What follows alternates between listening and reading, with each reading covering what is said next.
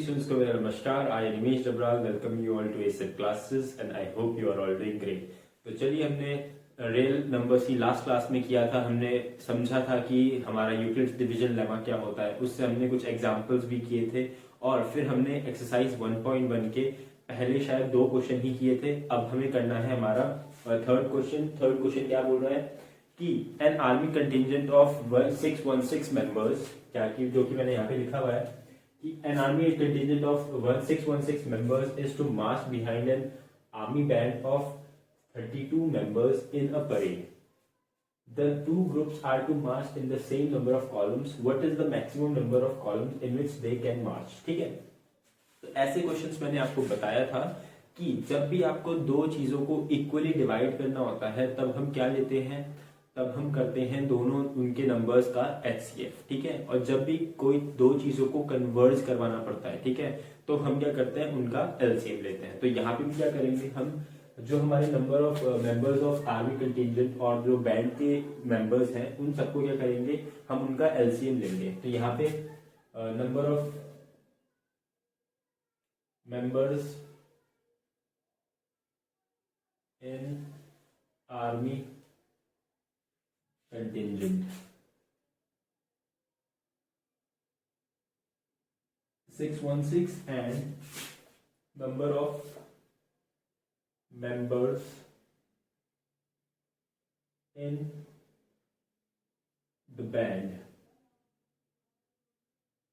is equals to 32। ठीक है, ये करना है। फिर हम HCF निकालेंगे। ठीक है, for equal number of columns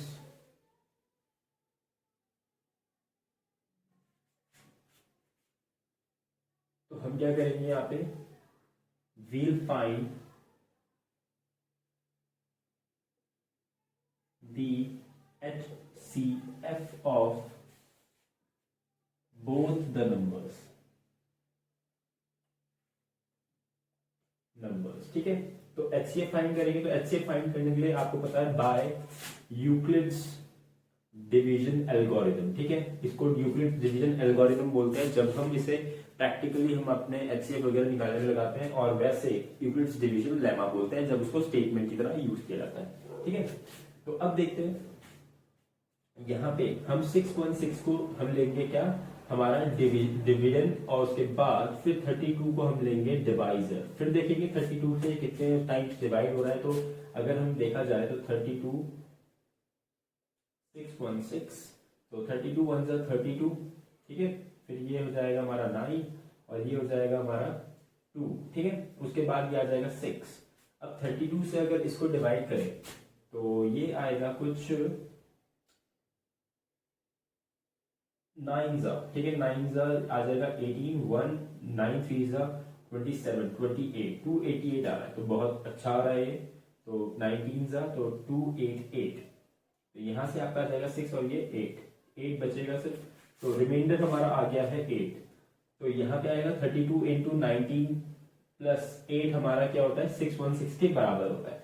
फिर अब देखिए क्या बचा है, अभी रिमाइंडर फिर से बचा हुआ है, तो हम क्या करेंगे, फिर से वही स्टेप रिपीट करेंगे। 32 को इस बार डिविडेंड ले लिया जाएगा और हमारे 8 को क्या ले लिया जाएगा, हमारा डिवाइजर। फिर देखेंगे 8 से हमारा, आपको पता है कि 32 4 टाइम्स जाता है, प्लस 0 ही बचेगा। तो इसका मतलब जो आपका 8 है, HCF इज इक्वल्स टू 8 आ गया। ठीक है, तो जैसे ही आपका आंसर आ गया, आप बोलेंगे कि the parade will have 8 number of columns. ठीक है, तो इतना ही था इसका आंसर, ज्यादा बड़ा नहीं है। इसे क्वेश्चंस थोड़ा सा लंबे आते हैं क्योंकि उन्हें पूरा आपको समझाना पड़ता है कि क्या क्या हो रहा है, क्या करवाना है आपसे, तो इसीलिए क्वेश्चन बड़ा होगा बट आंसर बहुत छोटा रहता है। ठीक है, तो आप ये नोट कर लीजिए। तो उसके बाद हम नेक्स्ट क्वेश्चन में आगे बढ़ते हैं। तो चलिए देखते हैं हमारा क्वेश्चन नंबर 4 क्या बोलता है। तो पढ़ते हैं। यूज EDL मतलब हो गया Euclid's division lemma to show that the square of any positive integer is either of the form 3m और 3m plus 1 for some integer m। ठीक है, तो ये हमें यूज वो करके बताना है, ये यूज करके। तो देखते हैं कैसे बताएंगे। हम बोलेंगे यहाँ पे let a be any positive integer and is equals to 3। ठीक है, यहाँ पे 3 दे रखा है तो हम 3 ही यहाँ पे ले लेंगे, तो उससे हमारा काम बन जाएगा। अब देखिए 3 जैसे ही लिया, फिर हम बोलेंगे bye EDL there exists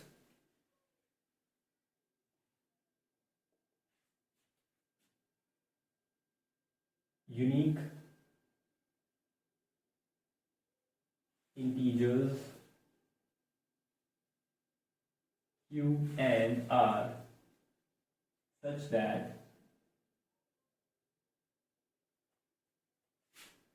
A is equals to 3Q plus R। यही हमारा यूक्लिड्स डिवीजन लेमा बोलता है। यहाँ पे B होता है तो B को हमने 3 दे दिया है, और यहाँ पे हमें मिल जाएगा कि R 0 is less than equal to R and R is less than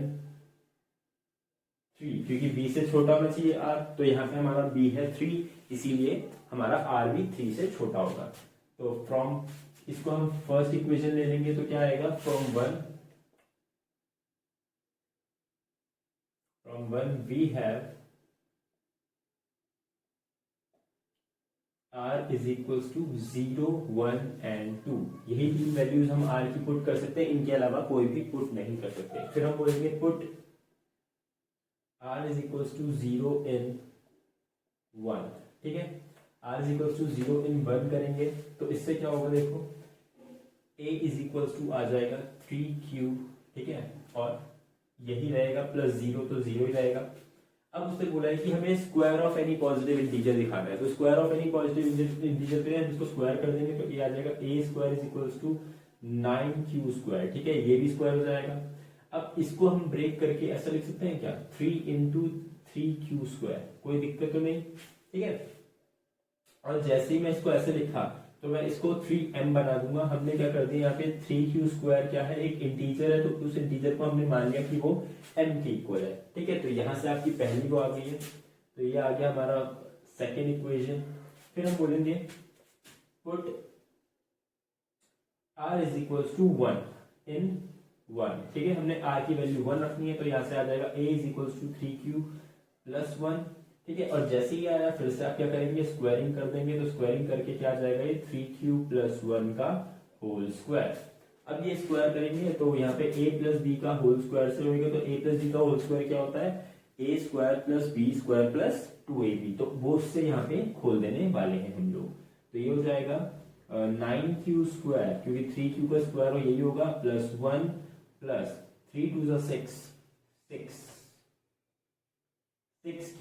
ठीक है, ये हो चुका है। इसको हम क्या कर सकते हैं, 9q स्क्वायर प्लस 6q को एक साथ लिख देंगे, प्लस 1 को अलग कर देंगे। यहाँ पे देखो आप 3 कॉमन ले सकते हो क्या, कोई दिक्कत नहीं है, 3 कॉमन ले लीजिए। तो a square will be equal to 3 बाहर कॉमन आया तो यहाँ बचेगा 3q स्क्वायर प्लस 2q, और प्लस 1 तो अलग से था ही। फिर से हम क्या बोल देंगे, ये एक नंबर है, ये हमारा क्या है, m है, तो जैसे इसको m बोलेंगे तो ये आएगा 3m प्लस 1, और यहाँ पे लिख देंगे m इज इक्वल्स टू क्या हो गया, 3q स्क्वायर प्लस 2q। ठीक है, तो ये हो चुका है, तो आपको कोई दिक्कत नहीं हो रही, क्यों, मुझे पता है इसमें। फिर इसको हम बोल देंगे थर्ड इक्वेशन। फिर थर्ड इक्वेशन के बाद हम बोलेंगे put r is equals to 2 in 1। ठीक है, अब 2 in 1 पुट करेंगे तो उससे भी क्या आना चाहिए, या तो हमारी फॉर्म ऐसी आनी चाहिए या फॉर्म ऐसी आनी चाहिए। तो देखते हैं कौन सी आ रही है।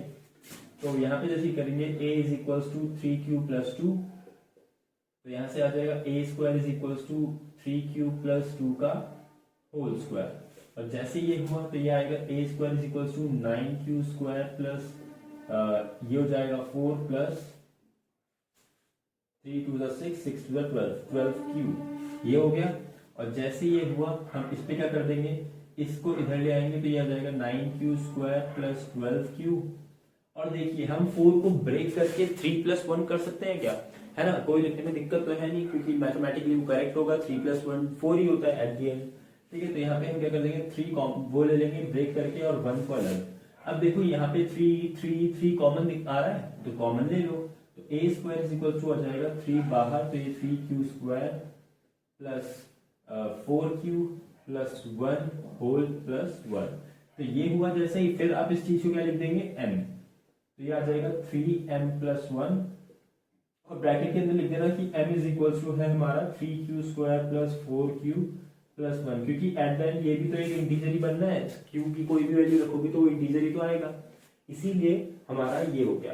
तो आपको दिख रहा होगा हमारा यहाँ पे, अगर हम सेकेंड थर्ड और फोर्थ इक्वेशन को देखें, सेकेंड थर्ड और फोर्थ किसी भी पॉजिटिव इंटीजर, देखो a हमारा कोई भी पॉजिटिव इंटीजर था, आर्बिट्ररी पॉजिटिव इंटीजर, ठीक है, तो ये आर्बिट्ररी पॉजिटिव इंटीजर का जब हम स्क्वायर कर रहे हैं ना, चाहे कुछ भी रखें, तो हमारा क्या आ रहा है 3m आ रहा है, या तो 3m प्लस 1 आ रहा है, इस पे भी 3m प्लस 1 आ रहा है। तो इसीलिए क्या होता है कि हम लिख सकते हैं ये वाला स्टेटमेंट, इसके एंड में आप लिख देना hence from 2, 3 and 4 the square of any positive integer is either of the form 3m or 3m plus 1 for some integer m, और ये आप जैसे ही लिख देंगे तो उसके बाद आपका क्या हो जाएगा, आंसर खत्म हो जाएगा और ये प्रूफ हो जाएगा। तो चलिए, आई होप आपको ये समझ में आ गया होगा कि हमने कैसे किया है। मैं अगर एक बार और समझाया तो मैं दोबारा एक बार रिपीट करता हूँ। हमने क्या किया, यूक्लिड्स डिवीजन लेमा से हमने क्या लिया, a is equal to 3q plus r, हमने b को 3 ले लिया था, ठीक है, यूक्लिड्स डिवीजन लेमा आपने पढ़ लिया होगा, ठीक है। उसके बाद क्या किया, हमने दिखा कि जो b है ना 3 है हमारा, तो इसलिए जो r की वैल्यू होगी वो तो या तो 0 के इक्वल होगी या 3 से छोटी होगी। फिर इससे हमें पता चला कि जो r है ना वो सिर्फ 0, 1 और 2 ही आ सकता है अगर हम b को 3 ले रहे हैं। उसके बाद हमने क्या किया, r की अलग अलग वैल्यूज को फर्स्ट इक्वेशन में डाला, पहले 0 डाली तो 3q आया, उसके बाद स्क्वायरिंग की, फिर 3 कॉमन लिया और उससे हमारा एक्सप्रेशन आ गया 3n। उसके बाद हमने put r is equal to 1 लिया इन 1, तो जब r इज इक्वल टू 1 लिया, स्क्वायरिंग की तो यहाँ a प्लस बी का होल स्क्वायर से ओपन किया, और ओपन करने के बाद जो हमारा 1 आ रहा था उसको अलग कर दिया, और जिन जिन से 3 कॉमन आ रहा था उनसे 3 कॉमन ले लिया, और जो अंदर एक्सप्रेशन बच गया उसको हमने m ले लिया, तो उससे हमें क्या मिल गया एक्सप्रेशन 3m प्लस 1। फिर हमने बोला कि r इक्वल टू 2 पुट करो 1 में, तो जैसे ही पुट किया तो स्क्वायरिंग करने के बाद फिर वही चीज आई, फिर यहाँ पे 4 जो आ रहा था उसमें क्या था, 3 के अलावा 1 एक एक्स्ट्रा था, तो उस 1 को हटा के हमने अलग लिख दिया और 3 को साथ में लिख दिया। उसके बाद हमने जब 3 कॉमन लिया तो यहाँ से 3 कॉमन है, 3q² बचा, यहाँ से 3 कॉमन किया तो 4q बचा, यहाँ से 3 कॉमन किया तो 1 बचा। फिर हमने इस एक्सप्रेशन को दोबारा m लिख दिया, जिसकी वजह से हमारा दोबारा जो हमें एक्सप्रेशन चाहिए था 3m प्लस 1 वो आ गया, ठीक है। और उसके बाद आप लास्ट में स्टेटमेंट लिख दीजिएगा और आंसर आपका आ जाएगा। तो चलिए फिर आगे बढ़ते हैं, आप ये नोट कर लीजिए। तो चलिए देखते हैं हमारा नेक्स्ट क्वेश्चन, हमारा क्वेश्चन नंबर 5, जो कि हमारे एक्सरसाइज 1.1 का आखिरी क्वेश्चन होने वाला है, वो क्या कह रहा है। और ये क्वेश्चन थोड़ा सा और ज्यादा बड़ा हो गया, तो ये देखते हैं। तो चलिए बोल रहा है कि यूज ईडीएल मतलब Euclid's division lemma to show that the cube of any positive integer is of the form 9m plus 1 और 9m plus 8 for any integer m लिखना मैंने अभी जरूर नहीं समझा, और किताब में भी नहीं लिखा है उन्होंने, बट मैं लिखने वाला था।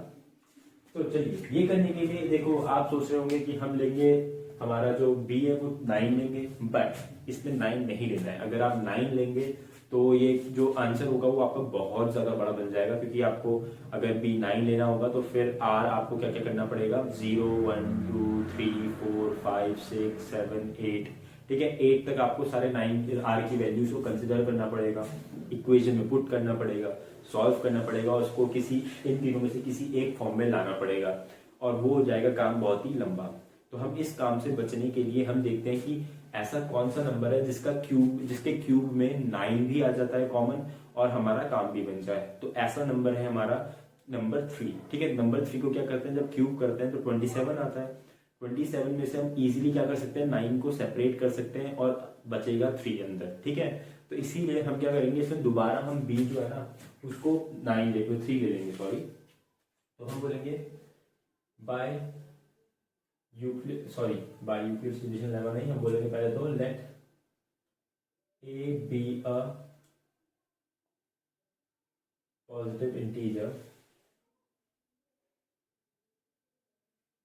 And b is equals to 3। तो जैसे b इज इक्वल्स टू 3 लिया, यहाँ से आ जाएगा a is equals to EDL, हम बार बार मैं भूल जाता हूँ, यूजिंग ईडीएल, ठीक है, ईडीएल यूज करना है इसमें। There exist unique integers q and r such that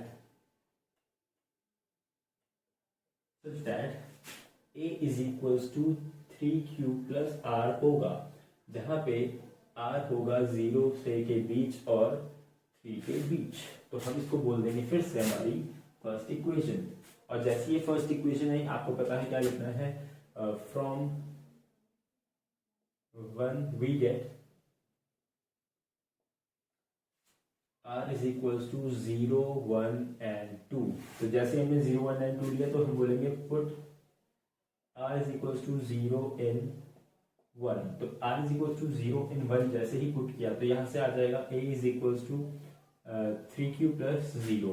तो जैसे ये आया, आपको उसने बोला है कि हमें दिखाना है कि cube of any positive integer, तो हमें क्या करना पड़ेगा, a का क्यूब करना पड़ेगा। तो a का क्यूब जब करेंगे तो यहाँ पे आएगा 27q क्यूब, ठीक है। और फिर से क्या करेंगे, इसमें हम 9 बाहर डालेंगे क्योंकि हमें 9 की फॉर्म में दिखाना है, तो ये आ जाएगा। और a cube will be equal to 9m, where m is equal to हो जाएगा 3q क्यूब। तो आई होप आपको ये समझ आ गया होगा, क्योंकि पिछले क्वेश्चन मैंने बहुत कर लिया ऐसे कि जिसपे आपको ये करना पड़ रहा है, और अब आपको इजीली इसका जो मेथड है वो समझ आ रहा होगा। इसको हम मान लेंगे हमारी सेकेंड इक्वेशन। फिर हम बोलेंगे put r is equals to 1। तो r इज इक्वल्स टू 1 रखेंगे तो a आ जाएगा हमारा 3q प्लस 1। जैसे 3q प्लस 1 आया, फिर से आप a क्यूब करेंगे तो a क्यूब करके होगा 3q प्लस 1 का होल क्यूब। अब आपको a प्लस b की होल क्यूब की जो आइडेंटिटी है वो याद करनी चाहिए क्वेश्चन करने के लिए। तो ये याद करिएगा, तो ये आएगी a क्यूब, तो a क्यूब इसका क्यूब हो जाएगा तो 27q क्यूब प्लस 1 का cube 1 plus 3a square b, तो 3 इंटू a स्क्वायर, तो 3 का स्क्वायर क्या हो जाएगा 9, तो 3 इंटू 9 27q स्क्वायर प्लस अब 3ab स्क्वायर, तो b स्क्वायर तो वही रहेगा, तो 3 इंटू 3 9 हो जाएगा 9q प्लस, और तो बचा ही नहीं है, आगे कहाँ जा रहा हूँ फिर, ठीक है। तो यहाँ पे देखो, जैसे हम जिसपे भी हमारा 9 कॉमन आ रहा है, सबको साथ में ले लेंगे, तो यहाँ पे आ जाएगा 27q cube plus 27q square plus 9q plus 1। अब देखो जहां जहां पे 9 कॉमन है वहां से 9 को कॉमन उठा लो, तो इससे क्या हो जाएगा, हमारा a cube will be equal to 9 बाहर, तो 3q cube plus 3q square plus q plus 1। तो यहां से हम इसको लिख देंगे 9m plus 1। a cube is equal to ये है, यहाँ से हमारा m की वैल्यू है 3q cube plus 3q square plus 3q, ठीक है। तो ये हमारा आ गया, तो इसको हम थर्ड इक्वेशन मान लेंगे। फिर हम बोलेंगे put r is equals to 2n1, ठीक है। r is equals to 2n1 रखेंगे, a is equals to 3q plus 2, और जैसे ही a का क्यूब करेंगे तो यहाँ पे 3q का प्लस का 2 का होल क्यूब हो जाएगा, तो यहाँ पे ये आ गया। फिर यहाँ पे a क्यूब का करेंगे तो यहाँ पे आएगा 27q क्यूब प्लस 8 प्लस अब 3 3 जा 9 और 9 3 जा 27, 27 2 जा 54q स्क्वायर प्लस 3 3 जा 9, 3 और ये 2 का स्क्वायर हो जाएगा तो 4, तो 9 4 जा 36 क्यूब प्लस, अब तो कुछ बचा ही नहीं है, बाकी सब यहाँ पे कर लो। अब देखो आपको 9 9 9 सब में कॉमन दिखाई दे रहा होगा, तो क्या करते हैं, जितने भी कॉमन वाले हैं 9 वाले, तो उनको साथ में लिख देते हैं 36q प्लस 8। तो अब 9 कॉमन लेंगे तो ये आएगा 9 into 3q cube plus 6q square plus यहाँ से 4q प्लस 8। अब क्या करते हैं, इस अंदर वाले एक्सप्रेशन को दोबारा m ले लेंगे तो 9m प्लस 8 हो जाएगा, और ये a क्यूब की वैल्यू आ जाएगी। यहाँ से आ जाएगा m is equals to 3q cube plus 6q square plus 4q, ठीक है। ये हो गया, तो हमारा आंसर आ चुका है। अब देखिए हमारी इस इक्वेशन को हम बोल देंगे 4, और बोलेंगे फिर कि from 2 3 and 4 we get that the cube of any positive integer is of the form 9m 9m plus 1 and or 9m plus 8, ठीक है। ये हो जाएगा। अब देखो यहाँ पे क्या है ना, आप अगर b की वैल्यू 9 भी लेंगे ना तो क्या होगा, आंसर तो सब में ही आएगा, मतलब सब में ही आप क्या कर पाओगे, उसको फेर बदल करके 9m 9m plus 1 और 9m plus 8 बना पाओगे, बट क्या होगा, वो बहुत लंबा काम हो जाएगा, बट ज्यादा सही है कि आप आर की वैल्यू मतलब बी की वैल्यू को 3 ले लो, उससे क्या होगा, हमें आर ही कम वैल्यूज को पुट करना पड़ेगा और हम जो डिजायर्ड रिजल्ट है वो भी दिखा देंगे। ठीक है, तो चलिए आज का ये इस सेशन का आखिरी क्वेश्चन है, फिर हम क्या करने वाले हैं नेक्स्ट वीडियो में the fundamental theorem of arithmetic, क्योंकि वो आपका नेक्स्ट कॉन्सेप्ट आने वाला है हमारी एक्सरसाइज 1.2 से पहले। तो चलिए आज के लिए इतना ही, thank you so much and मेहनत करते रहिए, मिलते हैं अगली वीडियो।